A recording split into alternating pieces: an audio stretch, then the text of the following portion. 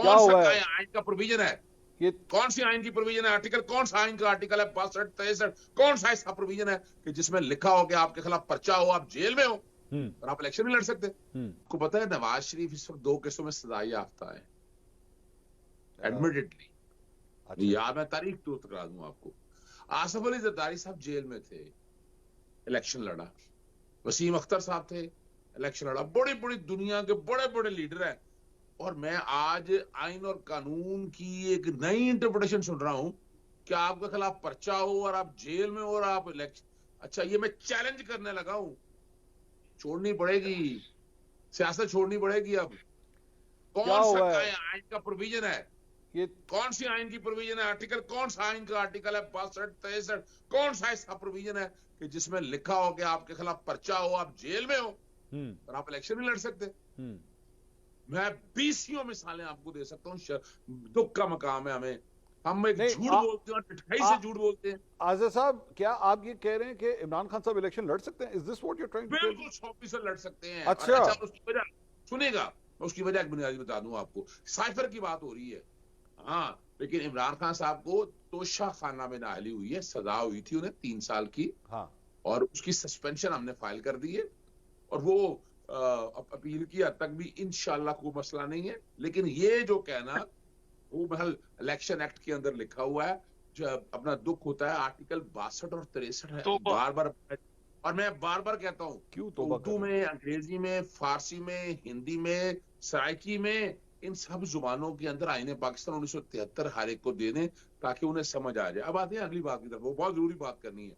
मुराद रास की तो जुबान ही 7 दिन की, हमारा भाई किसी दौर में, लेकिन अफसोस का मकाम है कि इंसान को ना इस हद तक भी नहीं जाना चाहिए कि कल यानी पब्लिकली जो है ना सोसाइटल वैल्यूज डिफेंड करना मुश्किल हो जाए। जो बात है ना उमर सरफराज चीमा, रिकॉर्ड की बात है। छोड़े, मेरा क्लास फेलो है वो, I know him very well. Governor Punjab था, वो कहाँ था? और ये जो कहना, ये जो मेरिट बना देना कि जनाब जो वहां पर मौजूद थे सिर्फ वही हैं।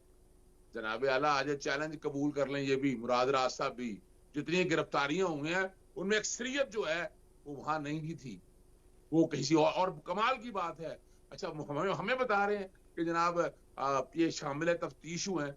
कितने लोग हैं जो शामिल तफ्तीश हुए हैं और वो जेल से बाहर है? एक एक केस में अभी तक तो उन खवातीन की जो 9 मई के हवाले से अगर कहीं दूर भी थी, अगर कोई लिबर्टी यानी मिसाल के तौर पर आपके पास इतनी मिसालें मौजूद हैं। अंदलीब अब्बास साहबा के आपने सवाल उठाया, जवाब नहीं है। बड़ा मुश्किल है डिफेंड करना। नेशनल टीवी चैनल पे बैठ के हमें थोड़ा सा एहसास होना चाहिए कि मैं मुस्कुराया इस सिस्टम पे हूं। आपको याद होगा जब मैंने माफी मांगी थी, मैं इस निजाम पे ऐसा था और मैं खिलखिला के हंस रहा हूं। मुझे शर्म महसूस हो रही है, घिन आ रही है इस निजाम के साथ कि खुदारा हम डिफेंड करते फिर रहे हैं इस निजाम को। तो हमें देखिए, बड़ी सिंपल सी बात है, अच्छा लगता है, बहुत खूबसूरत बात कही आपने।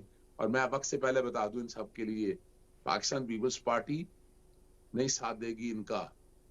और आप बड़े बड़े लीडर, सियासी लीडर देखिएगा, उस कद काट के इलेक्शन तो करीब आ रहे हैं, और मैं वो बताऊंगा कि उस इलेक्शन के फैसले के अंदर क्या इबाम है। मुझे क्या मैं सारे याद रखना, एक आदना वर्कर आपको शिकस्त देगा, क्योंकि ये जितनी भी है पार्टी के वर्कर है या जितने वोटर है, ये न तेरे है न मेरे है, ये खान साहब के है, ये कप्तान साहब के है।